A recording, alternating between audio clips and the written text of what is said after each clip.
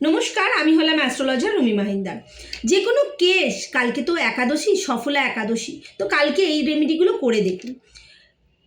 অনেক দিন ধরে দেখছেন কেসেতে ঝুলে আছেন, কেসটা মিটছে না, চাকরির জন্য প্রচণ্ড স্ট্রাগল করছেন, চাকরি পাচ্ছেন না, বা কর্মহীন হয়ে ঘরে বসে আছেন। এই রেমেডিটা কালকে করুন। কি করবেন? সকালবেলা স্নান করে উঠে 11টি তুলসী পাতা চন্দন দিয়ে নেবেন। বাড়িতে বিষ্ণু ভগবান বা শ্রীকৃষ্ণ যার ছবি থাকবে তার পায়েতে দেবেন এবং হাত জোর করে বলবেন ওং নমো ভগবতে বাসুদেবায় নমঃ। 11 বার এই মন্ত্রটি জপ করবেন এবং মনেতে বিশ্বাস রাখবেন 11 দিনের মধ্যে যে কোনো সমস্যা থাকুক সমাধান পাবেন। এবার বলি 2 নম্বর রেমেডি, অর্থ কষ্ট বা ঋণ থেকে মুক্তি পাওয়ার রেমেডি।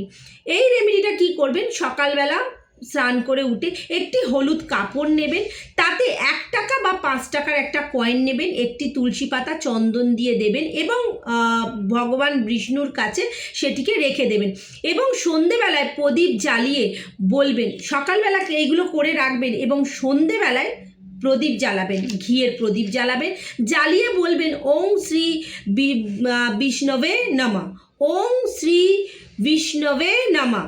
এই মন্ত্রটি 21 বার পাঠ করবেন সন্ধেবেলা।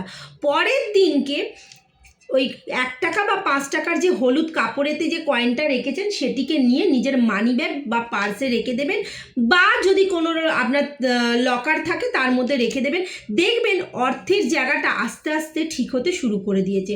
কোনো সম্পর্ক বা দাম্পত্য জীবনে যদি কোনো সমস্যা থাকে তাহলে এই রেমেডিটা করবেন। কি করবেন? একাদশীর দিন রাতে কৃষ্ণ বা বিষ্ণু ভগবানের ছবির সামনে একটি গোলাপ ফুল দেবেন এবং 21 বার এই মন্ত্রটি জপ করবেন। কি করবেন? ওং নমো নারায়ণায় নমঃ। ঠিক আছে, এই মন্ত্রটি 21 বার জপ করবেন এবং মনেতে বিশ্বাস রাখবেন ভালোবাসা বা বিবাহ যে কোনো সমস্যা থাকুক আপনার কেটে যাবে। মানসিক শান্তি নেই, দুশ্চিন্তা, ভীষণ আপনি সব কিছু থেকে আপসেট হয়ে পড়েছেন, তারা এই রেমেডিটা করবেন। কি করবেন? একাদশীর দিন রাতে একটা গ্লাসে দুধ নেবেন, সেটিতে 1 চিমটে চিনি মিশিয়ে নেবেন এবং ভগবান বিষ্ণুকে মানসিক শান্তির অর্পণ করে ভগবান বিষ্ণুর কাছে দেবেন।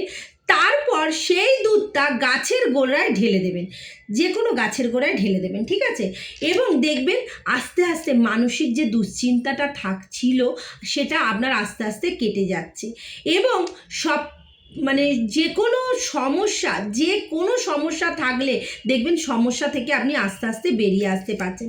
এই কটা রেমেডি আপনাদের বললাম, অবশ্যই কালকের দিনের জন্য করে দেখুন, দেখবেন ভালো ফল পাচ্ছেন।